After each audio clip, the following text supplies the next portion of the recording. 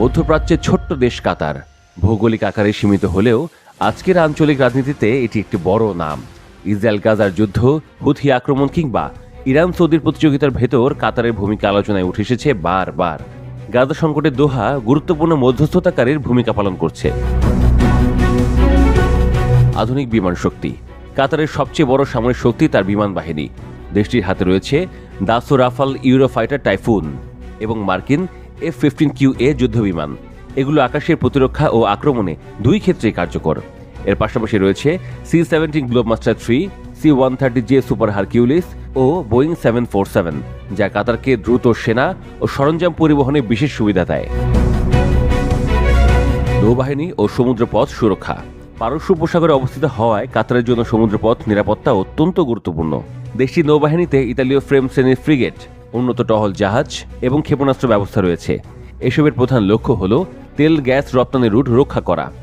Israel গাজার সংঘাতকে ঘিরে উপসাগরে উত্তেজনা বাড়লেও কাতার তাদের সমুদ্রপথ সুরক্ষায় প্রস্তুত। স্থলবাহিনী এবং প্রতিরক্ষা কৌশল। কাতারের স্থলবাহিনী তুলনামূলক ছোট হলেও আধুনিক।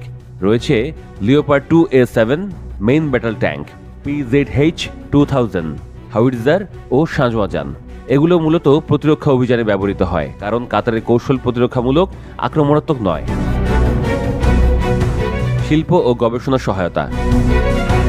যুদ্ধের সময় কাতারের ভরসা তার অর্থনীতি। কাতার এনার্জি শক্তিশালী জ্বালানি খাত এবং কিউ টার্মিনালস, বায়োজান হোল্ডিংস ও লজিস্টিক নেটওয়ার্ক সেনা সরবরাহ ও অর্থনৈতিক স্থিতিশীলতা বজায় রাখে। পাশাপাশি কাতার বিনিয়োগ করছে সাইবার নিরাপত্তা, স্বয়ংক্রিয় অস্ত্র ব্যবস্থা এবং অ্যারোস্পেস খাতে। রাজনৈতিক কাঠামো ও আন্তর্জাতিক জোট। 1971 সালে স্বাধীনতা পাওয়া কাতার একটি পূর্ণ রাজতন্ত্র, যেখানে আমির সর্বোচ্চ ক্ষমতাধর। দোহায় অবস্থিত আল উদেদ এয়ারবেস মার্কিন সেনাদের অন্যতম বড় ঘাঁটি। এর ফলে কাতার শুধু নিজের নিরাপত্তা নয়, বরং ইসরায়েল গাজা যুদ্ধ সহ আঞ্চলিক সংকট নিয়ন্ত্রণেও ভূমিকা রাখে। কাতার বনাম ইসরায়েল সামরিক ভারসাম্য। যদিও কাতারের সামরিক সক্ষমতা আধুনিক, তবুও ইসরায়েলের সঙ্গে সরাসরি তুলনায় এটি ছোট আকারের। ইসরায়েলের হাতে রয়েছে শত শত F-35 স্টেলথ জেট, আয়রন ডোম ও অ্যারো 3 ক্ষেপণাস্ত্র প্রতিরক্ষা ব্যবস্থা, পাশাপাশি পারমাণবিক সক্ষমতা। অপরদিকে কাতারের শক্তি হল দ্রুত মোতায়েনযোগ্য বিমান বাহিনী, অর্থনৈতিক ভিত্তি এবং আঞ্চলিক জোট।